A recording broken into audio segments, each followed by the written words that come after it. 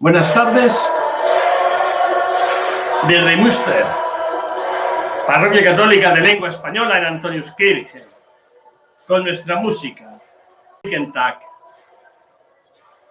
acercándose a las 8 para comenzar la transmisión.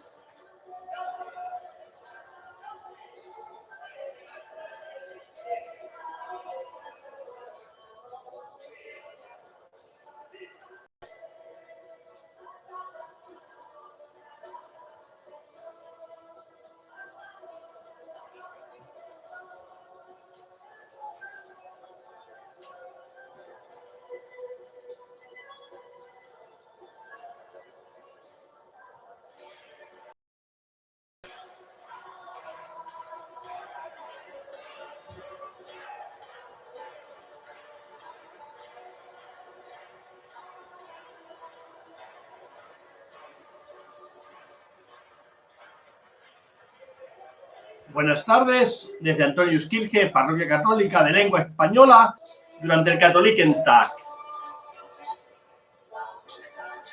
Violín, acordeón, guitarras, bajo y la cítara.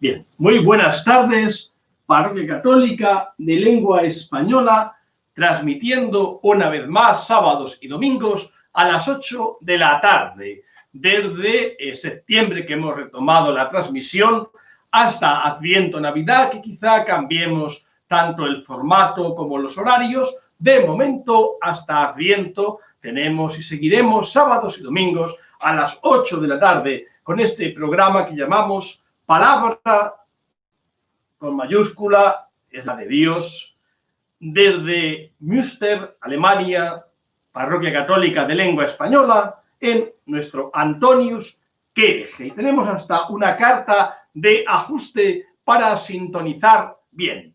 La palabra es la de Dios y corresponde al Evangelio de cada domingo, también a veces, como mañana, tendremos no solo el texto del Evangelio, sino el texto de la primera y segunda lectura. Hoy solamente vamos a ver de manera breve, intentaré de nuevo durar solo 30 minutos para no cansar a nadie, explicar la palabra del Evangelio que mañana domingo y quizá hoy ya por la tarde, sábado, si alguien ha participado en la celebración de la misa, habrá podido escuchar.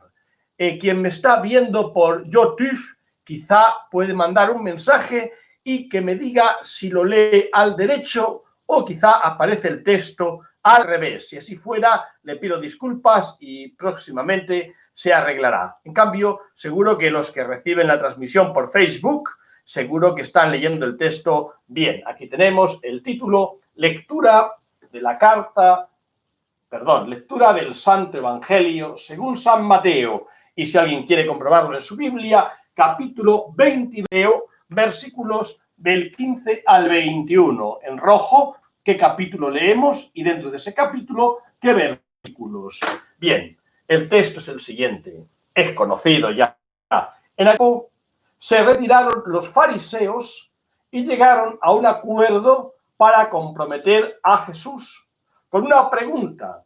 Le enviaron a algunos discípulos suyos, los fariseos, mandaron a algunos discípulos suyos, unos herodianos, los partidarios del rey Herodes, y le dijeron a Jesús una pregunta para comprometerle, una pregunta con trampa. Maestro, sabemos que eres sincero. Esto se llama la benevolencia, decirte algo agradable para luego darte la puñalada por la espalda y engañarte. Maestro, sabemos que eres sincero. ¿Verdad que Jesús es la sinceridad de Jesús? Y que enseñas el camino de Dios, esto es lo importante, a la verdad, sin que te importe nadie, es decir, sin que tengas prejuicios, sin que des importancia a los ricos y poderosos, sin que tengas cobardía delante de nadie, sin que te importe nadie, dices todos, sea ante Herodes, aquel que acababa de mandar cortar la cabeza a Juan Bautista, precisamente porque había dicho la verdad, enseñando el camino de Dios. Estos herodianos eran mala gente. El rey daba a la cabeza a quien decía la verdad. Lo había hecho ya con Juan Bautista. Y los fariseos y los escribas y los sumos sacerdotes del templo de Jerusalén y los presbíteros o ancianos del pueblo, venimos escuchando los últimos domingos el terrible enfrentamiento que Jesús tiene con ellos, hasta el punto de llamarles de alguna manera criminales que matan a los profetas, a los criados que el dueño de la viña envía a pedir los frutos que le corresponden, etc. Los que están muy enfrentados con Jesús, junto con los sumos sacerdotes y los presbíteros o del pueblo, los fariseos, se juntan con unos que no eran especialmente religiosos, los herodianos, más bien eran políticos. Y es que la pregunta lleva una trampa política, como ahora después veremos. Y estos que de sí eran quizá enemigos, se juntan para atacar a Jesús y hacerle una pregunta que le intenta comprometer, meter en un compromiso, meter en un problema, meter en un jaleo, en un lío. Maestro, sabemos que eres sincero y que enseñas el camino de Dios. Evidentemente que Jesús, el camino de Dios. Conforme a la verdad. Jesús dice, yo soy la verdad, el camino y la vida, etc. Sin que te importe nadie. A Jesús no le importaba nada a nadie. Jesús hablaba la verdad delante de todos sin miedo, porque no te fijas en las apariencias, la hipocresía de los fariseos, las apariencias que buscaban, etc. Jesús, no te fijas en apariencias. Vamos a continuar con la lectura. Dinos, pues, ¿qué opinas? Aquí viene la pregunta con trampa. ¿Es lícito pagar impuestos al César o no? El César es el emperador de Roma, el que dominaba a Israel en esos momentos. Desde hace unos años, los romanos habían llegado. Antes, ¿quiénes estuvieron? Los griegos, con un tal Alejandro, no yo, el otro, Alejandro Magno, y los había dominado. A los israelitas anteriormente les habían dominado otros imperios. Habían salido de la esclavitud de Egipto, tuvieron la libertad y el reino que Dios les concedía, pero después, entre otras cosas por sus pecados e infidelidades, perdieron la libertad, perdieron el dominio del reino y vinieron otros imperios a dominarles. Y esto era un terrible problema. Cuando les dominaba el César a través del gobernador militar Poncio Pilato, que además le mandaba cobrar impuestos, no era solo un problema político o un problema económico pagar impuestos. ¿A quién le gusta pagar impuestos? En Alemania se llama Finanzamt, Steuererklärung, la declaración de impuestos. Steuer, el pagar, el me gusta. Evidentemente, pues como que no mucho, ¿no? Pero en aquella época peor. Porque hoy, si el Estado funciona debe, los impuestos que cobra son para el bien común, para servicio público, para beneficio de todos. Pero en aquella época el impuesto que se pagaba al César no se quedaba allí en Jerusalén ni en Palestina, no, se iba a Roma y allí el César lo gastaba en fiestas. El impuesto no era muchas veces para el bien del pueblo, sino solo algo que los pueden vivir ellos a costa de los demás. Esta pregunta, ¿es lícito pagar impuestos al César o no? Tiene una gran trampa. A nadie de los israelitas le gustaba pagar impuestos, porque a nadie le gusta que le quiten el dinero. Segundo, además, es que se iba al César de Roma, que les dominaba, y decían ellos, nuestro único Dios y Señor es Yahvé, el que nos saca de esclavitud de Egipto. El reino de Israel pertenece a Dios, a Yahvé. Yahvé es nuestro rey y Señor. En cambio ha venido este César y nos ha derrotado militarmente y nos ocupa, y está aquí. De hecho, había algunos judíos contrarios a la ocupación militar romana del César, se llamaban los celotes, llevaban un cuchillo escondido entre las túnicas, se acercaban a un soldado romano por la espalda, le apuñalaban y salían corriendo. Una especie de atentado terrorista. ¿Qué hacían los romanos cuando un celote había matado a un soldado? Pues que tomaban represalia y mataban a 10 y los crucificaban, a veces a inocentes sin tener nada que ver con aquello. Por lo tanto, había un serio enfrentamiento en Israel frente a los soldados romanos, al mando de los cuales estaba el gobernador militar Poncio Pilato, al que conocemos, aquel que se lavó las manos, etcétera, etcétera, etcétera. Poncio Pilato dominando y gobernando. A veces lo hacía con relativa calma, pero en otras muchas ocasiones con terrible violencia. De la violencia surgía cuando había que cobrar impuestos que algunos no querían pagar y se sublevaban y hacían enfrentamientos. Por lo tanto, la pregunta a Jesús es muy complicada. ¿Es lícito pagar impuestos al César o no? Si Jesús dice no paguéis impuestos, como que le aplauden sus paisanos, rápidamente llegaría a oídos del César, del gobernador militar Poncio Pilato, y mandaría detener a Jesús por sublevar, por incitar a la rebelión, a la desobediencia, a no pagar impuestos. Jesús, si decía directamente no es lícito pagar impuestos al César, habría tenido un grave conflicto directamente en ese momento con la autoridad militar. Pero si dice sí, pagad, en todos los israelitas dirán, anda, pero este dice que es el Mesías, que es el Hijo de Dios, este pretende hablar del reino de Dios. ¿Cómo va a hablar del reino de Dios si acacha la cabeza ante el César y nos manda pagar impuestos?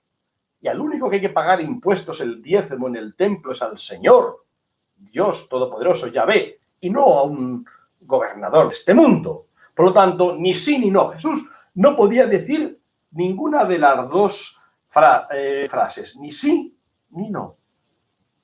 Jesús, ya recordamos, pero vamos a ver el sentido profundo. Comprendiendo su mala voluntad, les dijo Jesús, hipócritas, ¿por qué me ponéis a prueba? Tentar, meter en la tentación, es poner a prueba. ¿Por qué me tentáis? ¿Por qué me queréis poner a prueba? Enseñadme la moneda del impuesto. Enseñadme del impuesto. Le presentaron un denario. La moneda romana se llamaba denario. Él les preguntó, ¿de quién son esta imagen?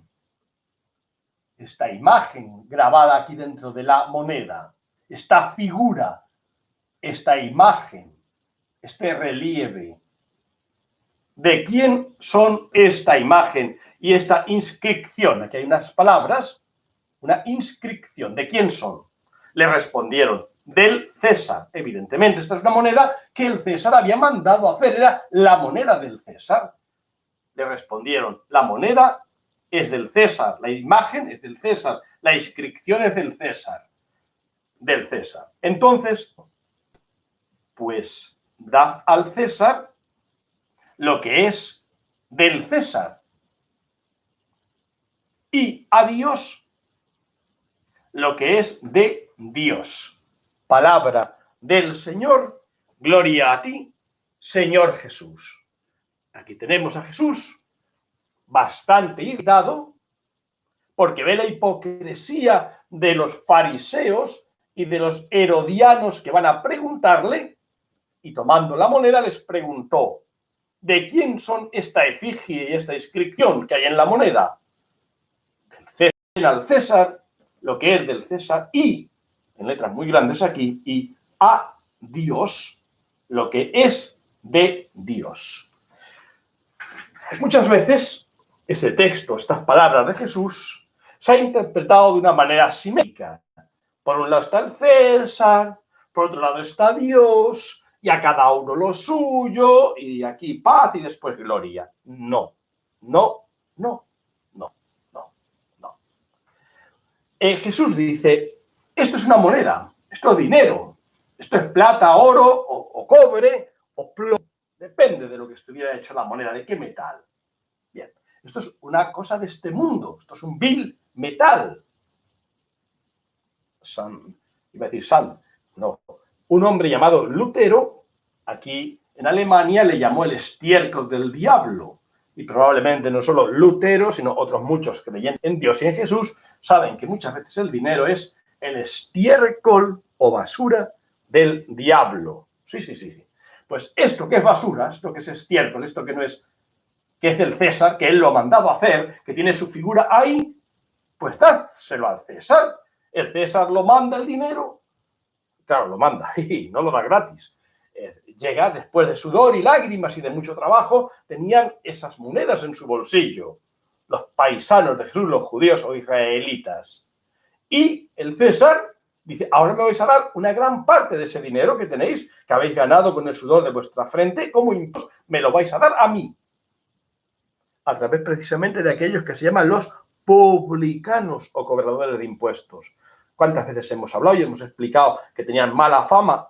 Y bien ganada la mala fama, porque a la hora de cobrar impuestos para el César tenían trampa, truco y cartón, etcétera, con lo cual eran muy mal vistos. Sin embargo, Jesús se hace amigo de ellos, aunque ellos, abandonando la mesa del cambio o la mesa de cobrar impuestos, siguieron a Jesús, dejando atrás esto. Jesús les dice entonces, intención, den al César. Lo que es decir, la nada se lo dais al quien es nada. Y Dios, que es todo, le dais todo. Le dais todo. El alma, el honor, es de Dios. Y solo a Él se le ha de rendir. Vamos a ver. ¿Qué era lo de Dios? Lo de Dios era todo. Dios es el creador. Luego veremos que nos ha hecho a su imagen y semejanza. ¿Cuál es la imagen nuestra de cada uno de nosotros, también de los fariseos, también de los herodianos y, por supuesto, de Jesús? ¿Cuál es nuestra imagen? La misma de Dios, que nos hizo a su imagen y semejanza. Entonces, ¿qué es lo que hay que darle a Dios? ¿Una moneda? No, esto es para el César, que tiene la imagen del César aquí, esto para el César. Y nuestra alma, nuestro corazón, nuestra vida, nuestro ser, que tiene grabada la imagen de Dios. ¿De quién es? De Dios. ¿A quién hay que dárselo? A Dios. Jesús está diciendo, al César le dais lo material, si es que acaso en este mundo se negocia así.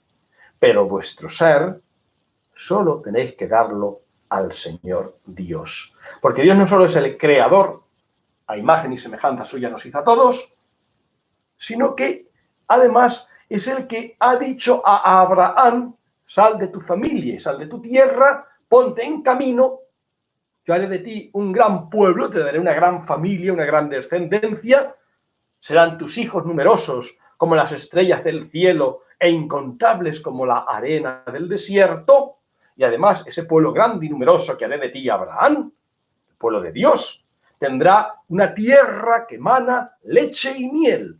Si tú tienes una tierra fértil que emana leche y miel, una tierra donde hay alimentos y una gran familia que vive allí, eso es el de Dios, el fundado con Abraham, con Isaac, con Jacob, con los 12 hijos de Jacob, que aunque temporalmente pasaron un tiempo en la esclavitud de Egipto, y eso no era el reino querido por Dios, el reino de Dios no es reino de esclavitud, quiere que sus hijos gocen de la libertad gloriosa de los hijos de Dios, los saca con mano fuerte y brazo extendido y poderoso de Egipto a través de Moisés, el paso del Mar Rojo, es decir, toda la historia sagrada que conocemos del comienzo del pueblo de Dios que les hace reino, que les constituye en un reino, que les entrega la tierra prometida. Luego dirá Jesús, soy rey, sí, yo vengo con el reino de Dios, pero mi reino no es de este mundo. Los reinos de este mundo son los del César. Mi reino no es de este mundo, es el de la vida eterna. Y va a hacer descubrir Jesús que la promesa hecha a Abraham no es una tierra entre el río Jordán y el Mediterráneo, con Galilea al fondo, lago, y el mar muerto al sur, abajo, sino que el reino de Dios es la vida eterna, la gloria gloriosa del Señor resucitado, la eternidad de Dios, ya no solo para los hijos de Abraham según la carne y la sangre, sino un reino constituido por la fe. Integramos y formamos parte del reino de Dios, somos ciudadanos del reino de Dios por la fe en Cristo, y ese reino está en la vida eterna. Y eso es lo importante, ese es el reino de Dios que hay que darle a la vida eterna y de la gloria a la que estamos llamados. Por lo tanto, lo que dice Jesús no es una palabra de equilibrio. Por un lado está el César, por otro lado está Dios, pues al César lo que es del César y a Dios lo que es de Dios, y aquí es paz y después gloria, la mitad para cada uno. No la mitad, no. Para el César, el estiércol del diablo, que es el dinero, la moneda donde está su imagen. Pero para Dios, nuestra alma y nuestro ser, puesto que en nuestra alma y en nuestro ser está su imagen y semejanza, y somos de Dios. Y nos quiere llevar no a un reino que está en Roma, sino al reino de la gloria en la eternidad. Podemos ahora entender con mayor fuerza esta respuesta de Jesús. Aunque el origen del tema era una pregunta capciosa, una pregunta con mala intención, una pregunta en que a Jesús se le acercan. En aquel tiempo se retiraron los fariseos y llegaron a un acuerdo para comprometer a Jesús con una pregunta. Le enviaron a algunos discípulos suyos con unos herodianos, fariseos y herodianos, enemigos entre sí, pero que aquí se juntan y se hacen amigos para atacar al Señor, y le dijeron: Maestro, sabemos que eres sincero y que enseñas el camino de Dios conforme a la verdad, sin que te importe nadie, porque no te fijas en apariencias. Y este comentario sobre Jesús ciertamente va a tener una respuesta auténtica, sincera y verdadera. Dinos, pues, ¿qué opina Jesús? ¿Es lícito pagar impuesto al César o no? Ya hemos explicado el significado del no o del sí. Si dice Jesús, no paguéis impuesto al César, sería rápidamente acusado ante Poncio Pilato, gobernador militar, en el nombre del César de Roma, de sublevación, de incitación a la violencia, de negarse a pagar el impuesto, y rápidamente, políticamente, le hubieran perseguido a Jesús. Si dice no.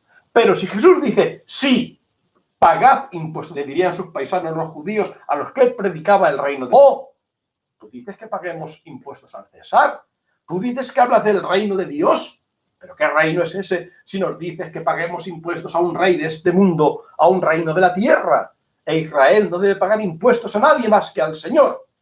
Efectivamente así era. Pero Jesús no podía decir ni sí ni no, porque además sabía que iban con mala intención, que la pregunta no lo hacían porque de verdad les interesara el tema del Señor Dios. Querían ponerle en el disparadero, en la situación de comprometerle en una respuesta en la que sería o rechazado por Israel, por los judíos, por sus paisanos a los que quería predicar el reino de Dios, o rápidamente eliminado por el poder de haber incitado a no pagar el impuesto. Por ambos capítulos querían eliminar a Jesús.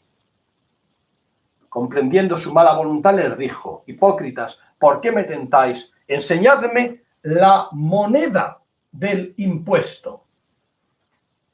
Enseñadme la moneda del impuesto. Le presentaron un denario, la moneda romana con la que se cobraban los impuestos. Jesús les preguntó: ¿de quién son estas?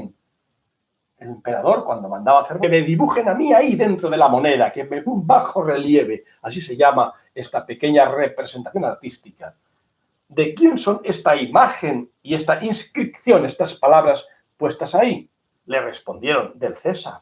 Entonces le replicó, pues dad al César lo que es del César y a Dios lo que es de Dios. Hemos explicado ya claramente que no es una respuesta meramente equitativa, el César por un lado y Dios, no. Viene a decir, el César no es nada y esto no es nada. La nada para la nada. Y Dios, que es el todo, le damos el todo, que es nuestro ser hecho, imagen y semejanza. No una moneda es la clave, no la moneda que tiene la imagen del César, no. La clave es cada uno de nosotros, nuestra alma, nuestro cuerpo, nuestro ser, toda nuestra existencia, incluida la de los fariseos o la de los herodianos. Estamos todos hechos a imagen y semejanza de Dios. Y por lo tanto a Dios hay que darle no nuestra moneda, sino nuestro ser, sabiendo que además de Dios es el reino, el poder, la gloria y la eternidad por siempre. Vamos a terminar ya, vamos a ir rápidamente terminando, lo voy a conseguir en 30 minutos, me van a dar premio a este paso. Denarios, muchos denarios, muchas monedas. No las he contado exactamente, pero pongamos que hay 30 monedas, 30. ¿Os acordáis que las monedas dan mucho problema? He dicho que Lutero las llamó al dinero el estiércol, la basura del diablo. Jesús también dijo un día, no podéis servir a Dios y al dinero. Al mismo tiempo no, o uno, al mismo tiempo no podéis servir el dinero. Mucho dinero. 30 monedas. ¿Quién recibió 30 monedas? Judas. Las 30 monedas de Judas. Pero en el Evangelio hay también otro momento donde el dinero es problemático y vamos a verlo también. El dinero es problemático. Jesús, cuando expulsa del templo de Jerusalén con un látigo, expulsa no solo a los vendedores de palomas, aquí hay una paloma volando que se escapa, aquí hay una jaula, aquí otro que se lleva las palomas ahí, las palomas, los corderos, las vacas, los animales de los sacrificios, los expulsos, y también dice el Evangelio, a los cambistas de ahí, un cambista de monedas que se le ha caído al suelo y las está buscando. Aquí posiblemente hay otro también cambista de monedas. En el siguiente dibujo todavía casi como que se ve más este Jesús mandando expulsar a los vendedores de palomas y las deja libres. Marilaura estaría muy contenta de estas palomitas dejadas libres y se le evitó el sacrificio sobre el altar del templo de Jerusalén. También las ovejas quedaron libres, unas cuantas ovejitas se salvaron de ser sacrificadas y aquí no se ven los terneros o vacas, pues que también fueron liberados por Jesús y expulsados. Los vendedores, y dice el Evangelio, a los cambistas de moneda les volcó las mesas. Colocaban las monedas. ¿Por qué? Porque había gente cambiando monedas en el templo. Por lo siguiente. Muchos judíos vivían fuera de Jerusalén, algunos en Roma, en Grecia, en Siria, en Egipto quizá, y venían, quizá una vez en la vida, a Jerusalén, al templo, a rendirle culto al Señor. Y querían dar o un sacrificio y compraban palomas, o un cordero, o una vaca, y lo mataban, lo sacrificaban sobre el altar, el sacerdote degollaba el animal, derramaba la sangre en el altar o asperjaba con la sangre sobre los fieles que habían dado el sacrificio, la ofrenda, y compraban. ¿Por qué compraban la oveja allí? Porque la oveja que debía ser sacrificada, el ternero o la paloma, tenían que ser limpios, nuevos, sin defecto, sin mancha. Y tú si venías de 100 kilómetros o mucho más lejos con una oveja y en el camino se le rompía la patita a la pobre oveja, pues ya no valía para el sacrificio. Por lo tanto, era más cómodo llevar el dinero y comprar la oveja en la entrada del templo o las palomas y pasar rápidamente a ofrecerla en sacrificio estando en perfectas condiciones. ¿Qué ocurría con estos? Primero, que ellos se aprovechaban en el precio y hacían un negocio de lo que tenía que ser un acto de culto, lo habían convertido en una ganancia. Y a veces, además, el que compraba la oveja para ofrecerla en sacrificio, compraba una oveja que a lo mejor en su aldea, en su pueblo, había robado, abusando del poder o de la fuerza, 100 ovejas a los pobres. Había robado. Y luego llegaba al templo y con una oveja ofrecida en el altar quería estar en paz con Dios. A veces a los jueces de este mundo les podemos engañar y les damos debajo de la mesa un donativo y aunque seamos culpables quizá nos absuelve, sin auténtico arrepentimiento y sin reparar el daño hecho, que es otra cosa distinta. Pero en cambio a Dios, si tú has robado 100 ovejas y vas al altar y le presentas una, dice un profeta, que sacrificar de lo robado es como matar a un hijo delante de su padre. Dios aborrece la liturgia, los sacrificios, las ofrendas y holocaustos, el culto dado, la religión hipócrita y falsa de quien no vive en justicia y verdad y quiere ir al templo con hipocresía y falsedad a tapar con un acto de culto, con una oveja sacrificada, toda una vida de injusticia. Eso no sirve de nada. Ni eran buenos los que vendían, ni los que compraban los animales para sacrificarlos en el interior del templo. Y ahora las monedas. ¿Qué hacían unos cambistas de monedas? Pues los que vivían en Roma venía con monedas de Roma, que tenían la efigie, el rostro del César. Pero esas monedas eran, dijéramos, manchadas, pecaminosas. Ya sabemos que en el Antiguo Testamento está prohibido no solo hacer estatuas o imágenes de Dios, no, además de estar prohibida cualquier imagen que tratara de representar a Dios, como hicieron los israelitas recién salidos, cuando un toro de oro querían, este es Yahvé, nuestro Señor, y ya sabemos lo que hizo Moisés, fundió el oro de aquel ídolo y se lo hizo tragar. Y el oro fundido, calentito, tragado, da muy mal resultado. O sea que no solo se prohíbe la representación con imágenes, con estatuas de la divinidad, sino toda representación, toda estatua. Por eso en el arte de Israel, como en el arte del mundo musulmán, no hay estatuas de animales, ni mucho menos de seres humanos. A lo más hay motivos geométricos o vegetales en su arte, porque tenían terminantemente prohibido. Bueno, ¿y por qué la Iglesia Católica tenemos estatuas? Eso lo explico otro día. No hay problema en tenerlas si sabemos entenderlas y lo que significaría. Bien, vamos a seguir ahora. Lo cierto es que cuando el judío piadoso llegaba al templo de Jerusalén y traía unas monedas del Imperio Romano en su bolsillo, con las imágenes ahí dentro, no podía pasar al interior del templo y echarlas en el cepillo. No podía dar ese donativo. Los sacerdotes decían, no, son monedas manchadas de los ídolos, son monedas de los emperadores de este mundo, son monedas impuras, pues tienen figuras dibujadas, humanas. Entonces, que solo podían poner moneda israelita, moneda que no tenía ninguna figura de ser humano ninguno, ni de animales. Esas monedas israelitas, sin figuras especiales, solo aceptadas, entonces en el templo eran las que se cambiaban. Los vendedores, los cambistas de monedas, tomaban la moneda de Roma o la moneda que traían de Grecia o de Egipto y les daban monedas judías. Y en el cambio, pues evidentemente se aprovechaban y etcétera. A lo mejor el otro llevaba varias monedas de oro y plata. El caso es que habían convertido lo que era una religión, lo que era un culto, algo querido por Dios y mandado en muchas páginas del Antiguo Testamento, todo este sistema sacrificial estaba mandado por Dios, pero lo habían pervertido. Y en la perversión entran también las monedas, que Jesús expulsa. Por lo tanto, las monedas del César, o incluso las monedas de los judíos, son muy problemáticas. Y las monedas que recibió Judas, ya ni te cuento. Den al César lo que es del César y a Dios lo que es de Dios. ¿De quién son las monedas que tenemos en nuestros bolsillos? ¿De quién es el dinero que tenemos en el banco? ¿Ganado con el sudor de la frente? Sí. Después de haber pagado impuestos también. Pero en estos tiempos de pandemia, en estos tiempos en donde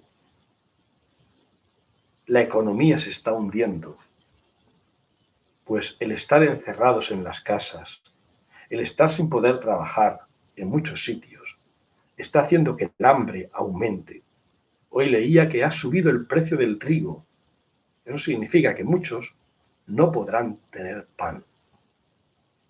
En estos momentos, donde la humanidad se asoma a una situación trágica y terrible, dijo el profeta Isaías: parte tu pan con el hambriento, o las monedas